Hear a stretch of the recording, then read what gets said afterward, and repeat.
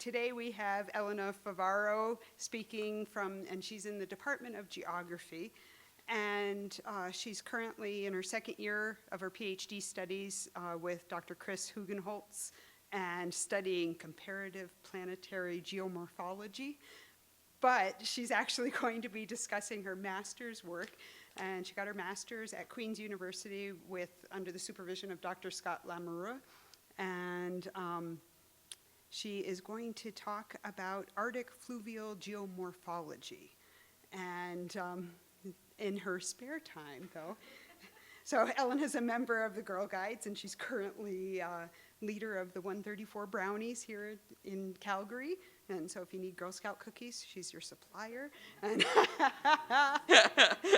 And she also plays varsity squash, which apparently is not a university sport.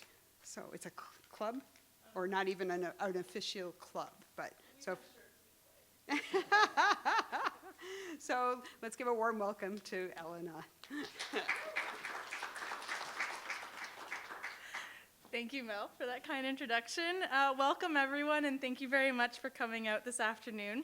I'm excited to talk to you about the work that I did in the Arctic for my master's.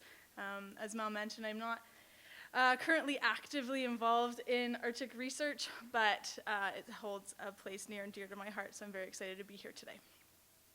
Before I do that, I'd like to just briefly give you just a short background on some of the research I've been doing since about the 12th grade, so about 16, 17. I was accepted into the mentorship program at the University of Toronto in the Astronomy and Astrophysics department, and actually researched the periodicity of red supergiant variable stars, which is just the fancy way of saying I tried to figure out how often a star pulsed. When I was in doing my undergraduate degree at the University of Western Ontario, or they've tried to rebrand themselves as Western University, I completed a hydrological study. Unfortunately, both of these first two forays into research were largely statistically based, and obviously not, in the case of the first one, didn't go out into the field. So when I was looking to do my master's, I really tried to find a supervisor who had an established research agenda and somewhere that I could go that was really, really cool, which led me to Queen's University with Scott Lamoureux and heading to the Arctic. I am currently enrolled here at the University of Calgary, but like I said, not in Arctic studies. So I knew coming out of my undergrad that hydrology was something I was very interested in, and this brought me to the Arctic to study Arctic fluvial geomorphology. And I feel like I could write like a brochure tagline, like, do you like digging holes? Do you like standing in cold water? Or putting unhealthy amounts of Nutella into your morning oatmeal? Well, if you said yes to any of those, you're probably an Arctic researcher. I had a great time while I was up there. And really, my project started with, I like flowing water. And it built from there. So if you're thinking about doing any kind of research, you don't necessarily have to go somewhere with a fully formed plan in mind. So, I often am asked, why do I study fluvial and geomorphic systems in the Arctic? And as you'll hear in this presentation, as I'm sure in others, now is a time of pretty alarming change in the Arctic region. So increasing temperatures and the consequences that come with it exert considerable control over the intensity of sediment transport, which then follows the follow-up question is, why do you study sediment? It seems like an odd thing to do, to go that far to study sediment in water. And I explained that sediment in the catchment, in any catchment, is really a vector for nutrients and contaminants to downstream marine and aquatic ecosystems. And so it's really important to understand what's happening in the upstream waters, because that has potential impacts to downstream areas. This led to two very specific research projects that I completed. The first was looking into how fluvial systems respond to permafrost disturbances. And to sort of get at the heart of this question, I used a number of different techniques, which included sediment budgets, hysteresis analysis, and downstream patterns of sediment transport during hydrologically critical parts of the season. The second project was more opportunistic, as the year that I was there conducting this research was unusually warm, and save 2 major rainfall events, was relatively dry. So that brought up the second question, what factors control the late season sediment transport following rainfall events? And in order to answer this question, I looked at synoptic level pressure patterns, so that's what's happening above the ground, sort of in the atmosphere, and soil moisture. But before I get too far into that, I'd like to just first take you to the Cape Bounty Arctic Watershed Observatory. It's located on Melville Island in the Canadian archipelago. So pretty high up there. The catchment is about 8 kilometers square of non-glaciarized terrain. The West River you see highlighted in the catchment area is impacted by varying levels of permafrost slope disturbances. From its outlet to its headwaters, the West River is about 3 kilometers, although walking up and down it is a lot more. Can't go in a straight line. Studies have been conducted at the Cape Bounty Arctic Watershed Observatory since 2003, which is a really long record for this part of the Arctic, and so a very interesting opportunity to sort of compare and contrast what has happened to what is currently happening. This is what the catchment looks like from the air. This is leaving in the beginning of August. The far water body there is the West Lake. The closer, more rounder one is the East Lake. And as you can tell, we are close to the Arctic Ocean. The majority of our study does take place, or studies, I should say, does take place in the West River catchment. So we are not as close to the Arctic Ocean as the East catchment. But nevertheless, every researcher that goes up to this part of the world does have their firearms license should a bear decide to wander into camp, which has happened. So just getting to the Arctic is a bit of an odyssey. First, if you're not familiar with the area, Kingston, Ontario, which is where Queens is right between Ottawa and Toronto. So we flew from Ottawa to Iqaluit to Resolute with a few stops along various areas of Baffin Island. And once we arrived in Resolute, we stayed at the really plush Polar Continental Shelf Program. It is an amazing facility up in Resolute, which houses a number of researchers. It's sort of the jumping off point for research in this area. In 2012, we were unexpectedly delayed for 12 days at PCSP, and no matter how plush anything is, once you get researchers itching to get out to the field and holding them out for 12 days, you look for creative outlets to get rid of that energy, which is why we started playing Arctic baseball. So we found a 2x4, we whittled it down. We took, perhaps not environmentally friendly, batteries and rocks, taped them together to make a ball, and we had an Arctic baseball league. In the acknowledgments for my master's degree, I thanked Scott for a number of different reasons, and then I also finally thanked him for not leaving me in the Arctic after I struck him out twice. So supervisors are very forgiving. I also brought up my telescope, just a little side note. June 6, 2012 was the second and last Venus transit of our generation, and so I outfitted my telescope to bring out and manage a whopping 12 seconds of visual cues before the clouds rolled back in, but it was completely worth it. After we were finally able to get out of Resolute, when the fog finally lifted, we just a short hop over to Cape Bounty in a twin otter, which you see there, which we stuffed to the brim with supplies. So this is a remote camp. There are no resupplies unless a researcher is coming in. And so when we start off the season, we really do our best to make sure that all the materials we need to start building and start research comes with us on that flight. And that's often what the front of the plane looks like. So you get to Cape Bounty and you land on lake ice. And this ice is about 2 meters thick, so it's completely stable, not a problem.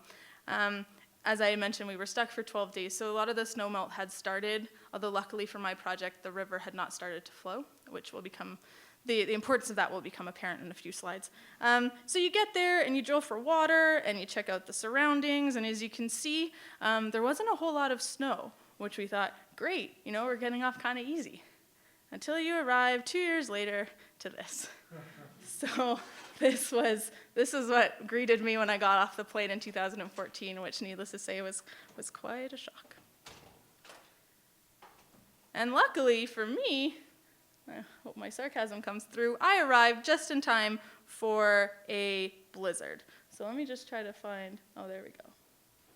We got some video of this blizzard, if it works. We're gonna need that to start. There we go. So this blizzard lasted for about 76 hours. And it had wind gusts up to what we suspect are about 120 knots, perhaps even faster than that, about 60 or 70 kilometers per hour. As you'll notice, there are, hold on a second. You hear someone knocking? Hello? And there's Scott. We tried, as you can see, the icicles are actually forming at an angle. We've completely been barricaded in by the snow and actually had to cut our way out of a $20,000 weather haven to exit and enter while this storm was going on. So as you can see there, I think I pop out. There I am, my hand. And so this is how we got in and out for the rest of that storm. Now, just to put it in perspective, I was the shortest at camp at the time, and I'm 5'8". Scott is unusually tall at 6'7". So trying to get in and out from a window that starts at about 4.5 feet was really funny, really, and interesting. Here's another quick video. Here you can maybe see some of the buildup that we were talking about at the door. We actually broke the door trying to get out. That's what happens when you wait, it seems, half an hour to dig yourself out. All that material there, all that equipment, we lost. Some got buried, some's in Cambridge Bay. We didn't recover all of it. And that sound that you're hearing are actually, it's not static, it's ice crystals and snow hitting Scott as he's filming this. So it was actually quite painful to be out during this time. So we tried to limit our outdoor adventures and basically stayed for about 76 hours in that weather haven. When it's not blistering and blustering, we use the weather haven as sort of a communal area where we cook, where we input data, where we basically talk and hang out, watch movies. The majority of researchers do not spend less than 4 or 5 weeks at Cape Bounty, so we become a close-knit community, and towards the end, a bit of a mutinous community. But we do have a lot of fun in that weather haven. The 2 semi-permanent structures there, the log house and the igloo, are used as our chemistry tent and our equipment tent for when we are setting up instruments prior to deployment. It's much easier to set up an instrument inside an enclosed space than trying to do it while you're on the tundra. We are not alone when we're up here. We're certainly on an uninhabited island, and the only people on the island are us when we're there. But we share our space with a lot of different flora and fauna, the most terrifying of which would be the Jaeger, in that bottom picture you see there. That Jaeger actually had a nest close to a sampling site that I refused to go to. I do not like birds, and so got my field assistant to pick up that data for me. The one time I did go, I cowered like a child with my backpack over my head, softly whimpering as he told me to buck up, and he collected the data. It just wasn't worth it. My emotional health was more important. We're also a very collaborative group up at Cape Bounty. We have researchers from Queen's University, Ryerson University in Toronto, MacEwan University in Alberta, the University of Alberta. We have a couple of researchers that come over from overseas, whose names I have forgotten. But it's a very collaborative group. So we do not work in a vacuum. We try very hard to make sure that our work is spread amongst the researchers that we have there. So these are just some Cape Bounty oddities that also translate to other places in the Arctic if you have never been. So there is 24-hour daylight. The sun does not set until about the 15th of August, where I am, 7th maybe, but later in August. So I never saw the sunset. We do have highly variable weather with no opportunity for forecasting. So if you have winds from the west, you're going to get some fog, you're going to get warm weather generally. If you have winds from the north, you're looking at clear skies or extreme weather like that blizzard that we had. That was from the north. We have no communicative technology. So we are not connected to the internet, and we do not have phones that work on conventional networks. We do have a satellite phone for emergencies, for quick calls home. And we have a radio that we are responsible for checking in with Polar Shelf, PCSP, twice a day, 8 o'clock in the morning, 7 o'clock at night, I believe. If you miss 2 consecutive check-ins, they send a plane to look for you. So it's very important that you're there for those scheduled check-ins. That's called SCED. We are a 2.5-hour plane ride to Resolute and a 12-hour flight to Ottawa. So we try very hard not to get hurt. Because the travel time for any sort of more advanced medical care is quite a ways away. So remember that communicative technology I mentioned? This is a photo of just part of my family. I think about half. There are 2 in the corner. I have no idea who they are, but the rest of them I'm related to. They were not all pleased with not being able to phone me while in the Arctic. They didn't seem to understand that it was really far. So it really upset my mother, who's in the first row there in the white dress, and my grandmother right next to her, who was, again, not very happy. So I had left instructions, should any of my family need to get a hold of me whilst in the Arctic for some kind of emergency that I would not have want to be out of the loop for, I gave them the instructions to contact me. So basically, you call PCSP, you tell them who you want to talk to and where that person is. So Elena at Cape Bounty. They take a message, and as soon as we do that scheduled check-in, SCED, they let that person know, and that person then uses a satellite phone to make whatever call he or she needs to make. One night at SCED, we were told that we had traffic, which means you have a message. So PCSP said, Cape Bounty, we have traffic for you, please stand by. And we thought, great, this is really exciting. Because in the Arctic, it gets really boring. There's no way to figure out what's going on outside your little habitation. So we thought, great, something must have happened, this is really exciting. SCED goes through and comes back to pass along the traffic. And keep in mind, the entire high Arctic is listening because no one turns off for traffic. We're nosy and we want to know what's happening in other camps. So Tim comes on the radio and says, Cape Bounty, we have that traffic for you. We said, go ahead, we're ready for the traffic. Everyone's got their notepads down in case information has to be taken down quickly. Elena, your mom called. She would like you to call her when you have a minute, and not to worry, nothing's wrong. Did you copy that, Cape Bounty? Yeah, we copied that, thanks. So my mom called, and the whole Arctic heard. I basically called her back, and I was like, who died? What's happening? She's like, we just wanted to say hi and see how you were doing. I thought that was really nice, but the whole Arctic knows that my mom called.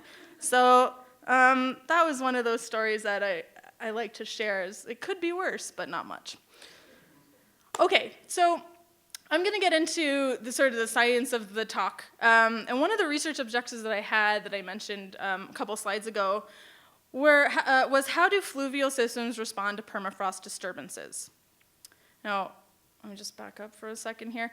These are just some commonly used terms in Arctic hydrology if you're not if you don't know all the terms associated with it. So we've got permafrost, which is basically perennially frozen ground.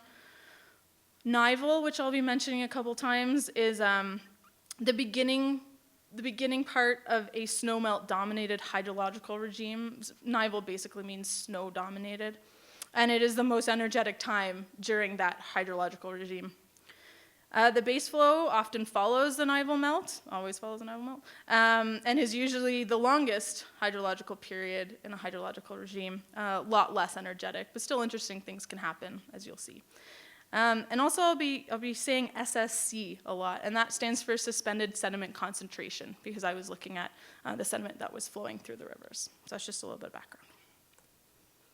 So for that first investigation, looking at how permafrost disturbances affect the downstream transport of suspended sediment material. I utilized a number of data sampling techniques. So this included the use of the automated sensor, which you see expertly weighted down with really big rocks. I also used hydrological data taken from the meteorological station at Cape Bounty, which has been running since 2003. It's one of the longest records in the Arctic. And I also, did synoptic surveys of the river, which I'll show. So I did a Nival bed contact survey where I mapped areas of the bed which had made contact with the flow to understand early transport patterns of sediment. As you can see in that photo, there is a lot of snow in the channel, and so this was the only way to get sort of that snapshot photo. And I did these at the triangles you see on the map there. I also conducted synoptic sediment sampling of the river once it was safe enough to approach the river and once all that snow had basically gone away. At the 6 triangles you see there, the samples were collected and then used to create a seasonal sediment budget. Okay, so let's start off with that Nival period. So I mentioned that I conducted that bed contact survey, and the results of that survey, if you just want to take a look at that map as it'll start to change, is that it shows that there's a discontinuous yet rapid establishment of hydrological connectivity in the river. And I've stopped it here on the 13th of June to demonstrate how hydrological connectivity and suspended sediment transport is linked. Okay, so as soon as that barrier is breached, which you can sort of see in the photos there, on June 13th you've got a flow on top of the snow, and June 14th there's no longer flow on top of that snow. It has reached the bed and continued down to the outlet.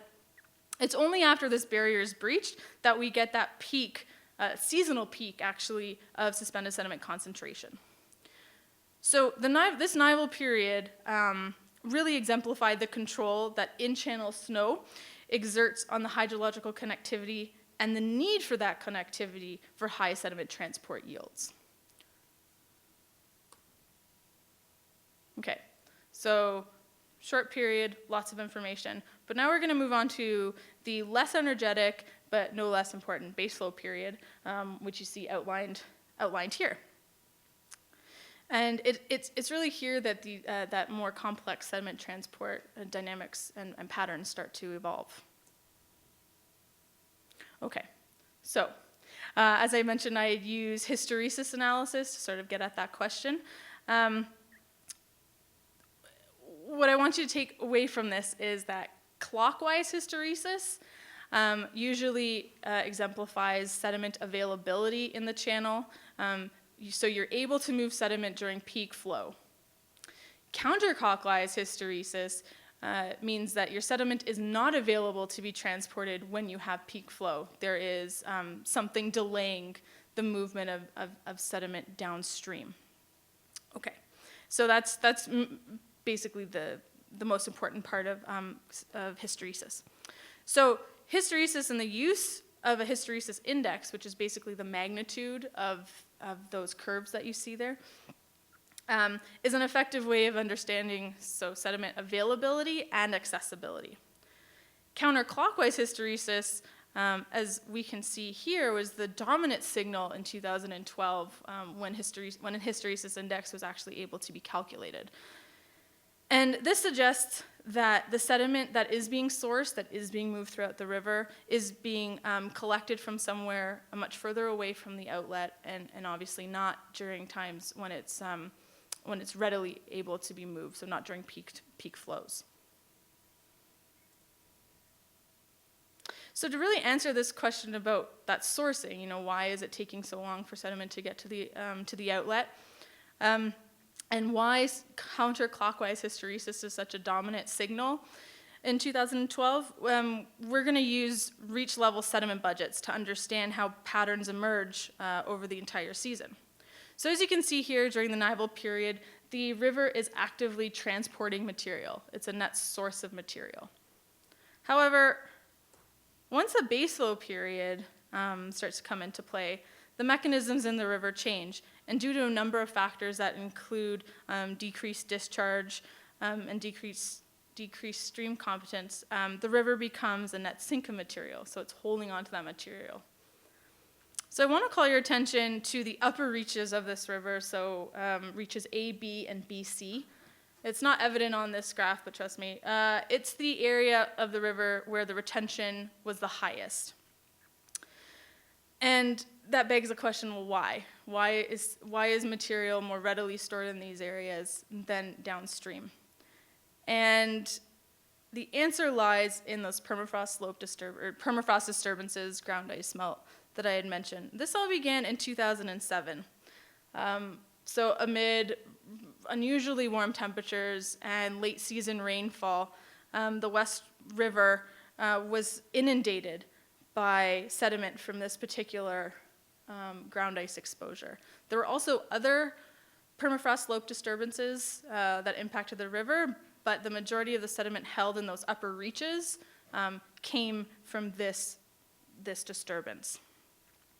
Essentially, it overwhelmed the system and created a slug, a sediment slug. So that's a barrier to effective downstream transport. So I mentioned that this type of work had been done at Cape Bounty since about 2003. So if you look at daily hysteresis over the entire recording period and pay attention to the transition from light blue to dark blue, or from a lighter hue to a darker hue if you're colorblind, you see the transition from clockwise hysteresis, which means the river was actively and effectively transporting material, to counterclockwise hysteresis, where it was not. It was storing material, or the material had to be sourced from somewhere much further upstream.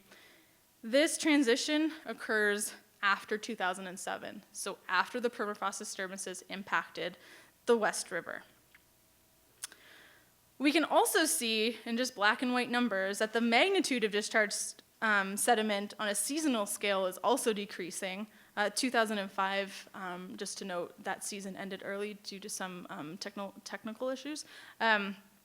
So perhaps ignoring 2005, the seasonal scale is decreasing along with seasonal discharge, which is actually a direct indicator of the warming in this region.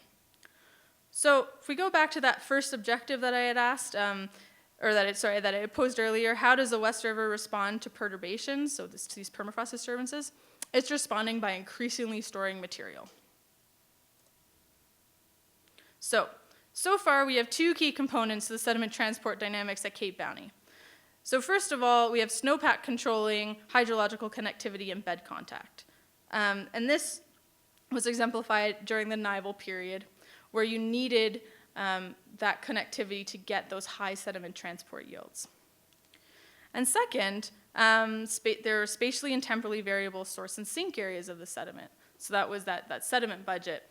So because you had decreased discharge and because you had that slug at the top of that river, you're not moving sediment in ways that you were moving it prior to the disturbances. So those are the conclusions for this particular research, which culminated in a publication in Geomorphology, if anyone is interested reading up on it further. The second research objective I had centered around rainfall and what factors control late season sediment transport following rainfall events. So we've seen this graph before, wasn't split up like this, but we have the discharge and the suspended sediment concentration just below it.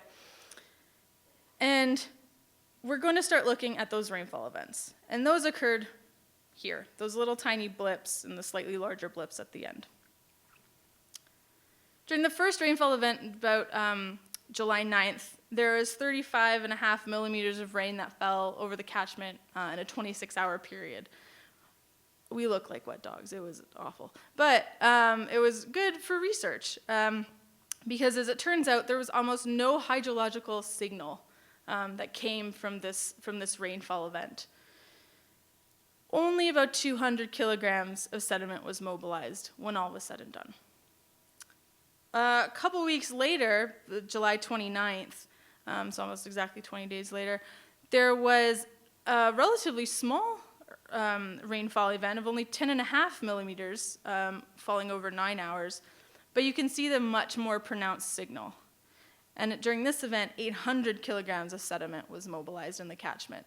So it really begs the question, what was that difference? Why did a larger event not produce more of a response? And that really has to do with this early season right here. We had beautiful weather at Cape Bounty.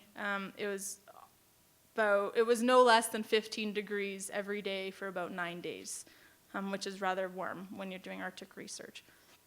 We had clear skies, so we had no impediment to solar radiation reaching the surface.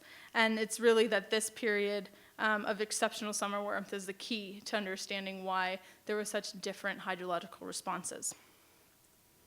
If we go back into that record, which I mentioned stretches back to 2003, we only start to see hydrologically significant rainfall occurring starting in 2007. And they're called MREs, major rainfall events. And a major rainfall event is categorized as a rainfall event where more than 6 millimeters of rain falls with no more than a 6-hour gap between rainfall inputs. So if we just take a look at these last 2 years, 2009 and 2012, and then specifically these two rainfall events, these are very similar. They fell over a similar period of time, had similar inputs, but as you can see, they came up with very different results. So the runoff ratio, which is the proportion of runoff to precipitation for a given event, was dramatically different, and therefore it's mobilized vastly different amounts of suspended sediment in the river. Again, that period of early summer warmth, the antecedent period, is really the culprit for that muted response in 2012. Okay, so in 2009, which is the top graph you see there, we have small rainfall inputs. So as you see the blue, oh, I had a thing here, a laser. So as you can see, after the Nival melt, we have a drying trend, and that drying trend is halted here because we have these small rainfall inputs. So basically, the ground saturates and sustains saturation. So this led to substantial overland flow and suspended sediment mobilization when that rainfall event occurred in 2009. And this has everything to do with the synoptic level pressure patterns at the time over Cape Bounty. So in 2009, there was a low pressure system which brought with it cold temperatures, intermittent rain, and really primed the catchment and halted that drying trend. Conversely, in 2012, I'll back up there for a second. There we go. We had this drying trend, which was not interrupted by any rainfall events, little one here, but it had no appreciable effect. And this drying trend continued until early July when the first rainfall event occurred. So the ground did not achieve saturation and therefore had negligible overland flow and suspended sediment transport. Again, has everything to do with the synoptic level pressure at the time. There was a high pressure system over Cape Bounty, which, as I mentioned, brought with it really beautiful weather. High temperatures, no rain, no clouds, and therefore no change in the drying trends seen here. So that antecedent period really primed the catchment. It was what was responsible for that muted response in 2012. So we take a step back and we try to put all the pieces together for this particular project. We see that synoptic level pressure patterns really influence the incoming solar radiation that the catchment received. So that resulted in high temperatures, no rainfall, no clouds, which then had a profound effect on the soil moisture in the area, the antecedent, which basically just means before the storm, the antecedent soil moisture. It was able to dry out, and when the rain did fall, a large percentage of that rain was infiltrated into the catchment, led to very low amounts of overland flow. This really attenuates the hydrological response, which therefore dictated the amount of sediment mobilized by the rainfall events, which then you can take a step back and say any amount of sediment mobilized by a hydrologically critical event is therefore dependent on what the conditions were prior to that rainfall event. So some conclusions from this part of my research was that rainfall obviously has an impact on water quality. Just back up there.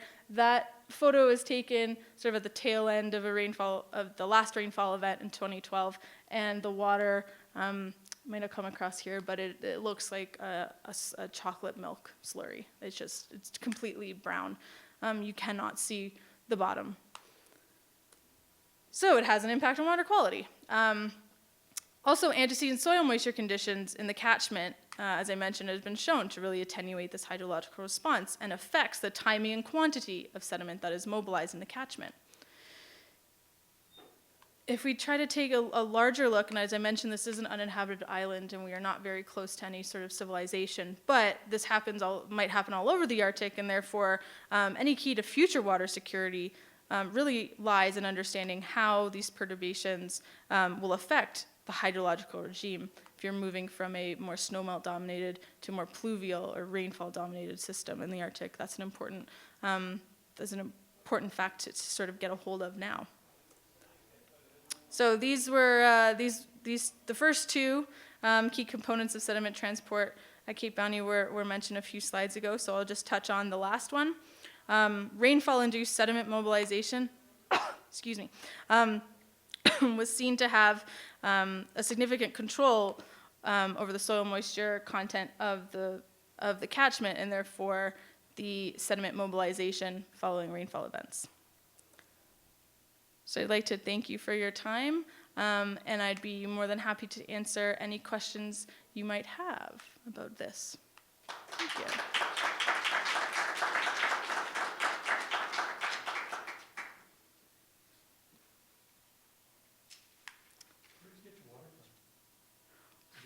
Oh, to drink? From the river. So we found the water quality. Yeah. We did collect it from the river downstream of the gauging station.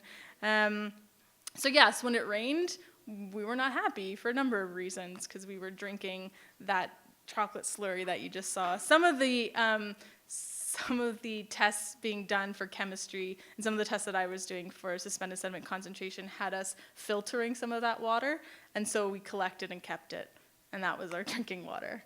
It wasn't enough. We had to go to the chocolate milk river, but you know, that's just the way it worked for us. I'm still chewing on sediment. A couple of years later. Yeah. Just a logistics question. Mm-hmm. You said you landed the plane on the lake in the springtime. Where did the plane land in the fall? Oh, great question. So, in the fall? We're not there in the fall. But after... At the end of the summer. At the end of the summer. Okay, so, yes, I wonder if I can bring up... Hold on, let me just bring up a photo here. So, yes, as I mentioned, we did land on that ice, which always made the pilots very nervous. Let's see if I can find a photo. No, sorry. I'll just bring up another one. So, you see that header up there? Right in front of that little village of tents that you see was a flat piece of land, and that was the landing strip for the planes coming in after the lake was no longer usable as a landing pad. There was a period of about 2 or 3 weeks in each summer season where the lake was not viable and the land was not viable. So we tried really hard not to get sick or hurt during those couple of weeks because landing a plane down at camp was incredibly dangerous. At one point, a plane had to land and it was a couple kilometers away on the only dry strip that they could find. So it was just landing on tundra. When you have a twin otter landing at those kind of speeds, it does rip up the tundra, and it does make it dangerous for them to either take off or land again. And so we did a lot of runway repair where we took sediment, or we took cobbles from a part of the river which water was no longer flowing through, and carted it back to the landing strip and filled it in. And we did that for a couple of weeks every night, trying to make sure that when the planes came to collect us at the end of the season, they were able to land. Because had they shown up and the pilots were not comfortable with the condition of the landing strip, they would have gone back to Resolute and tried again another time. So at the end of 9 weeks, like, you're really eager to leave. It's a great experience, but like, you just want to get back to civilization and Wi-Fi and showers. So we made sure that that landing strip was viable at the end. Any other questions? Yes. I know, Scott, did a little bit of work with sediment size analysis, and I'm thinking, have you noticed any changes in the sediment size? I know it might not be directly related to what you were doing, but between changes in the current size distributions that are in the river there due to the permafrost slumping, or if I'm lobbing it a little bit outside your court, probably. Right. So my project didn't look at that specifically, but what we did know, what I sort of anecdotally noticed, was that the sediment size was much smaller than had been reported by his previous students and previous research. It was small enough that a lot of the ideas I had for testing the sediment were not viable, because the instrumentation couldn't detect, or it was at a lower threshold than the sediment could be detected. So anecdotally, I think it's more fines in the river, but I'm not able to say if that's a trend that still is happening. Yeah. Say a bit about how you were able to do the stream measurements. Were you doing them under the snow early season, or you had to wait for snow to melt? And did you have to worry about the stream beds meandering and things like that? Right, that's a great question. So no, I had to wait until the snow melted, because the river does meander under that snow, and it can be very dangerous if you're not familiar with where that stream goes. So during that early season, it was strictly observations from afar.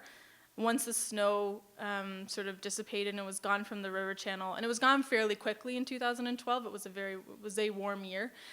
I was able to approach at those 6 locations and start to take samples. There was still snow on the ground, and I always had someone with me, but I was in no immediate danger. Even if I had fallen in, I would have just gotten wet.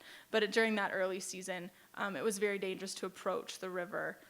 So we stayed about 40 or 50 meters from where we thought it might be. We stayed up and took photos and observations from afar. Capacitance. So we were using, actually, I have a photo of that somewhere. So yeah, so the automated sensors, there were different kinds. So there it is. One was that large thing you see right there is an automatic sampler. So it pumped up sediment samples at 3-hour intervals. The stage sensor was one was atmospheric, and one was a capacitance stage sensor. So we had redundancy in case one failed, as one did. In 2014, it got sort of swept away and waterlogged. Brian. I think I saw it on your thing that as the snow melts, as the stream gradually melting down to its real stream bed, there's a period where some points it's on the dirt, and other points it's still on snow. Did you notice, just from observations, that sediment was being eroded off of the bits that the snow was gone and deposited on top of the bits where there was still snow underneath the stream? Yes, yeah. So actually we took, I'm not going to do that. Hold on one second. I will find the photo. So yes, we did. You could tell, sort of called a bathtub ring, where you get that sediment that's just being deposited on the snow. Oh, I've frozen it. There we go. So, where did it go? I can't find the photo, sorry. But yes, we did. We saw it moving, and we saw it then being, as that snow melted, being brought down, and we assume leaving leaving that area and being moved downstream. And could you see that extra slug coming through as the second bit of snow melted in your SSC measurements? No, I don't think it was an appreciable amount. So as I mentioned, it was a low snow year. There wasn't as much as certainly in 2014 when I landed and everything was covered. So I did not see in my own results any appreciable amount that had come from perhaps being deposited on the surface. Yeah. From what I heard and what it looks like in the map there, you've almost got a perfectly set up Terr watershed examination. Yes.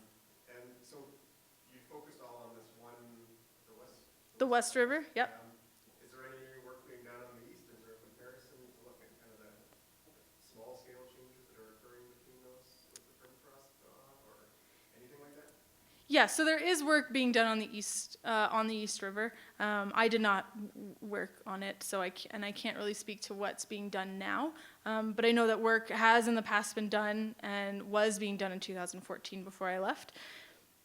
The East River stops flowing and has the potential to stop flowing over the course of the field season that we're there for. The West River has never stopped flowing, so that's where my research took place, and that's where a lot of it takes place, because we know that it's, or we suspect every year, we could be wrong, but every year since it has been flowing since 2003. So yes, there is work on the East Cachement and the East River, but I focused on the West. Any other questions? Yes, Brian. Can I ask you to take another leap? Mm-hmm. Why does it keep flowing in August? What's the source? Is it just moisture in the active layer, or? Oh, you mean the West River? Yeah. Uh, Or is it just, it's a pretty dry area. It's a pretty dry area, although we do get precipitation later on in the season, so either snowfall or rainfall.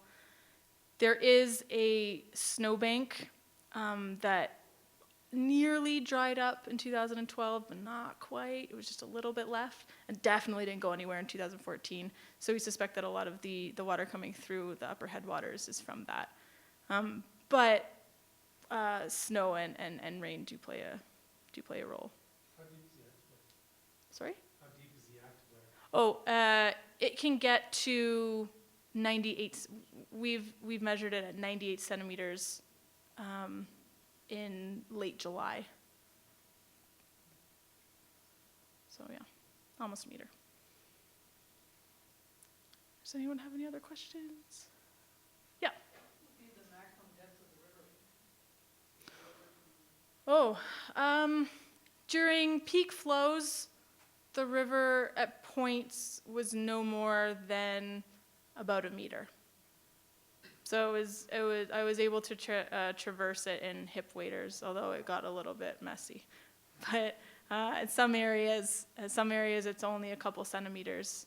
But generally, peak flow, about a meter. And only in a few spots. All right, so thank you very much for coming. I appreciate your enthusiasm and your questions, and please find me if you'd like to discuss anything else.